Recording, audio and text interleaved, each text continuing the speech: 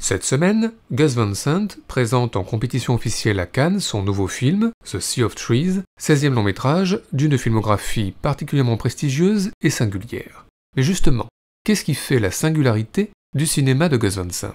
Eh bien tout d'abord un certain attachement pour l'adolescence et ses tourments, que ces adolescents soient inconnus, comme dans Elephant ou dans Paranoid Park, ou qu'ils soient devenus stars, comme Casey Affleck ou Joaquin Phoenix, dans Prêt à tout, une adolescence lycéenne avec ses parcours obligés, cantine, toilettes, cours, et puis surtout ces couloirs que l'on arpente de long en large, sans oublier évidemment les flirts amoureux, ses larmes et ses baisers. Mais encore, eh bien le cinéma de Gus Van Sant se caractérise également par un certain goût pour les personnages de marginaux, comme les junkies de Drugstore Cowboy, mais aussi les clandestins mexicains de Mala Noche, ou encore les amants Keanu Reeves et River Phoenix vivant dans la rue, ou presque, dans My Own Private Idaho. Tout cela nous amène au désir et au sexe, lequel traverse tout le cinéma de Gus Van Sant, qu'il soit pratiqué en solo dans Prêt à tout, entre un garçon et une fille dans Paranoid Park, entre deux hommes dans Harvey Milk, ou entre deux femmes dans Even the Cowgirls Get the Blues, et plus si affinité dans My Own Private Idaho. Mais encore, eh bien si la plupart des personnages de Gus Van Sant ont un port d'attache, et notamment la ville de Portland, comme ici dans Drugstore Cowboy, tous ont au fait de prendre la route, en voiture dans Will Hunting, ou dans Jerry, ou en moto, ou presque, dans My Own Private Idaho, des routes que l'on parcourt également à pied, notamment dans Even the Cowgirls Get the Blues, et puis assez rapidement viennent les bifurcations et les chemins de traverse plus indécis, le désert de Jerry évidemment, mais aussi les forêts nocturnes de Restless, ou diurnes de Last Days, avec le feu de camp comme un passage obligé, en tous les cas dans Jerry, dans My Own Private Idaho, dans Even the Cowgirls Get the Blues, ou dans Last Days, histoire de voler un peu de temps au temps, lequel file toujours vite et même très vite, même dans le désert. Mais encore, eh bien, puisque l'on parlait de route, le cinéma de Gus Van Sant s'inspire bien évidemment de la Beat Generation et de ses figures tutélaires. Pas un hasard si Gus Van Sant a consacré au poète Allen Ginsberg un court-métrage. Pas un hasard non plus s'il a réalisé d'autres courts d'après William Burroughs, comme celui-ci. Un William Burroughs, que Gus Van Sant a d'ailleurs fait apparaître dans Drugstore Cowboy, mais aussi dans Even the Cowgirls Get the Blues. Enfin, Gus Van Sant a également comme référence majeure le pop art, et cela se ressent par exemple dans cette fameuse séquence de My Own Private Idaho,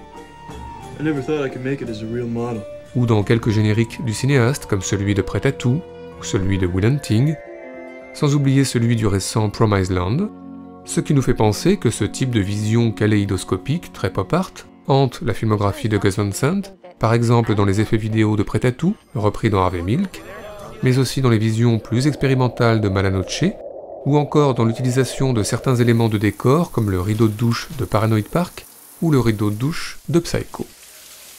Mais enfin et surtout, le cinéma de Gus Van Sant se caractérise par une attention toute particulière portée à la musique. Déjà, Gus Van Sant a enregistré quelques disques, ensuite il a réalisé de nombreux clips, notamment pour David Bowie,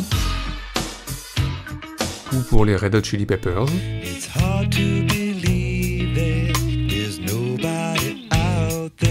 sinon, de nombreux personnages chez Gus Van Sant jouent de la musique, de la batterie dans Prêt à tout, des violons et violoncelles dans Even the Cowgirls Get the Blues, du piano dans Elephant, sans oublier de la guitare électrique dans Last Days. Enfin de la musique, on en écoute beaucoup dans le cinéma de Gus Van Sant, le Velvet en vinyle toujours dans Last Days, les Boyz II Men à la télévision toujours dans Last Days, mais aussi du métal sur cassette dans Prêt à tout, ou de l'opéra à l'opéra dans Harvey Milk, sans oublier le jazz de Miles Davis dans À la rencontre de Forrester, la country de My Own Private Idaho, mais aussi bien évidemment les ambiances sonores d'Ethan Rose dans Paranoid Park, artificielle et vibrante forêt de la ville, et même des standards de la musique de film comme le célébrissime Over the Rainbow du Magicien d'Oz dans Harvey Milk.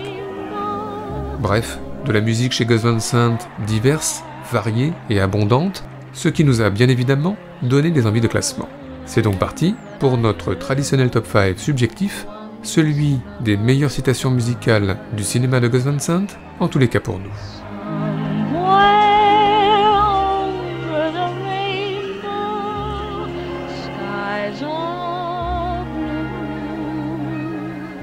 Notre numéro 5, commençons par Restless, pas forcément le plus apprécié des films de Gus Van Sant, mais il se trouve que l'on y entend des chansons très bien, les Beatles dès son générique d'ouverture, les Pink Martini un peu plus tard,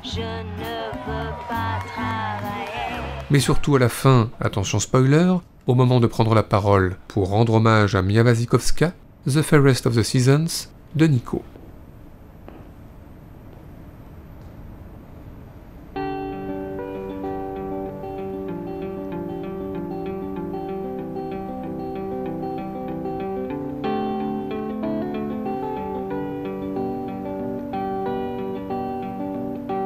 Now that it's time, now that the hour hand has landed at the end, now that it's real, now that the dreams have given all they had to lend, I want to know, do I stay or do I go and maybe try another time?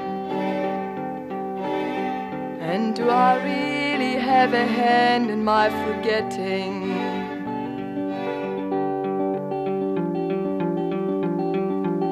Notre numéro 4 concerne My Own Private Idaho. Udo Kier, fameuse égérie warholienne, nous gratifie d'un impayable numéro chanté et dansé au rythme de sa chanson Der Adler. Keanu Reeves et River Phoenix n'en reviennent visiblement pas, nous non plus. Die Seele der Menschen muss in ihren tiefsten Tiefen verängstigt werden. Durch unerforschliche und scheinbar sinnlose Verbrechen. Nur den einen Sinn haben, Angst und Schrecken zu verbreiten.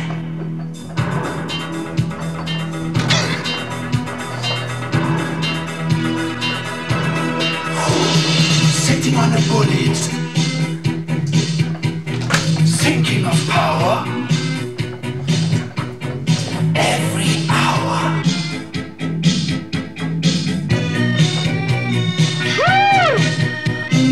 Being in space, controlling the world,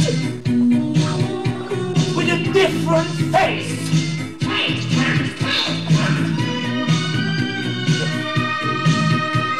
Berlin, New York, Moscow, Tokyo.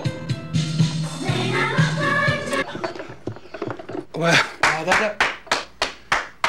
thank you very much. Long time ago.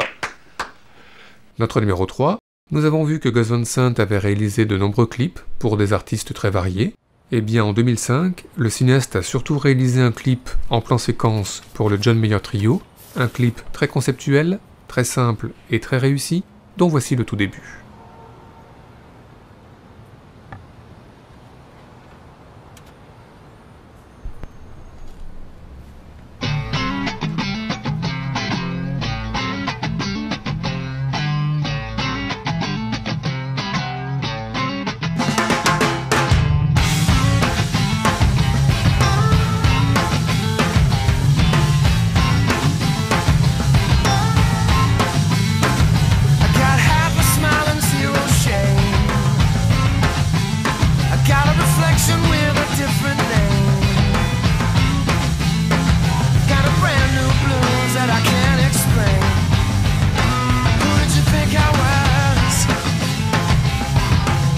Notre numéro 2 est un peu moins conceptuel, enfin quoique, puisqu'il concerne le musicien estonien Arvo Pärt, souvent cité au cinéma, et notamment le thème au piano Fur Alina dans Le temps qui reste de François Ozon, ou plus récemment dans le Foxcatcher de Bennett Miller, mais la plus belle utilisation de la partition très sèche et aride d'Arvo Pärt pour illustrer la perte de Matt Damon et Casey Affleck dans Jerry.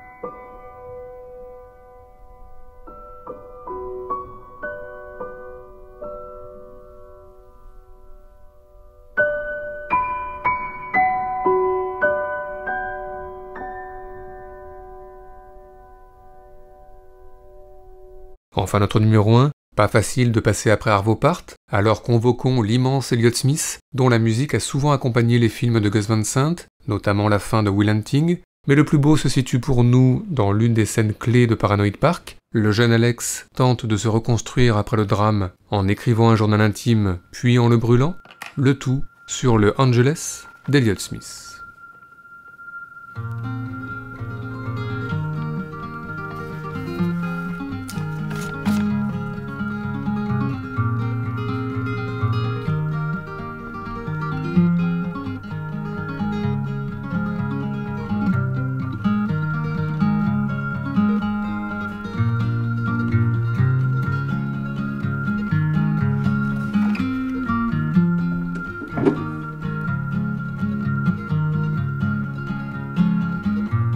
Someone's always coming around here, trailing some new kill.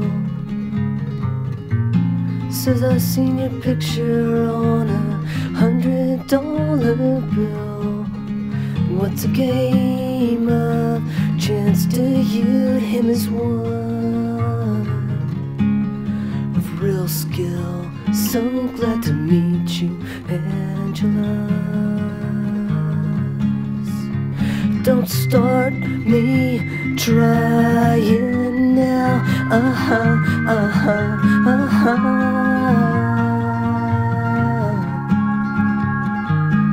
Cause I'm all over it, Angela. I can make you satisfied in every